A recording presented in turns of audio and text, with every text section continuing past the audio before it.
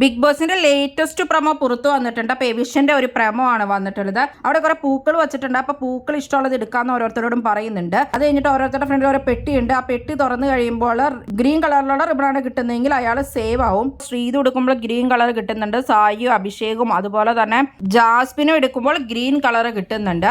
അതിനുശേഷം ലാസ്റ്റ് നിൽക്കുന്നത് ഋഷിയും നോറയുമാണ്. അപ്പൊ നോറ നോക്കുമ്പോൾ റെഡ് കളറാണ്. അത് കണ്ടാണ് നോറ അവിടെ ഞെട്ടി നിൽക്കുന്നത്. ആകെ വിഷമിച്ച് നോറ അവിടെ നിൽക്കുന്നുണ്ട്. അപ്പോൾ നമുക്കറിയാം നോറേനെ എവിക്റ്റ് ചെയ്യും. അത് കഴിഞ്ഞിട്ട് നോറേനെ സീക്രട്ട് റൂമിലാക്കും. പിന്നെ കുറച്ച് കഴിയുമ്പോൾ എന്തോ നോറ കയറി വരും എന്നുള്ള രീതിയിലൊക്കെയാണ് അറിയുന്നത്. ഇതൊരു പ്രാങ്ക് ആണ്. ഈ സമയത്ത് ഒരു സീക്രട്ട് റൂമിന്റെ ഒന്നും ആവശ്യം ഉണ്ടായിരുന്നില്ല. വോട്ട് വെച്ച ആരാണെന്നുള്ള രീതിയിൽ ഡബിൾ എവിഷൻ നടത്തേണ്ട കാര്യം ഉണ്ടായിരുന്നുള്ളൂ. എന്തിനാണോ ഇങ്ങനെയൊക്കെ കാണിക്കുന്നതെന്ന് അറിയില്ല. എന്തായാലും കണ്ടസ്റ്റൻസ് എല്ലാവരും തന്നെ നോറ എവിറ്റ് ആയി തന്നെ പ്രതീക്ഷിക്കും. അത് കഴിഞ്ഞിട്ടപ്പോൾ എല്ലാവരും ഞെട്ടുന്നതൊക്കെ ആയിരിക്കും ഇനി നമുക്ക് ലൈവിൽ എപ്പിസോഡിന് ശേഷം കാണാൻ സാധിക്കുന്നതാണ്. ശരിക്കും അപ്പം നോറയ്ക്കായിരിക്കും വോട്ടുകൾ കുറവ്, അതെയോ സായിക്കായിരിക്കുമോ? എന്താണ് നിങ്ങളുടെ അഭിപ്രായം? ഈ ആഴ്ച ശരിക്കും ഡബിൾ എവിഷൻ വെക്കേണ്ടതല്ലായിരുന്നോ?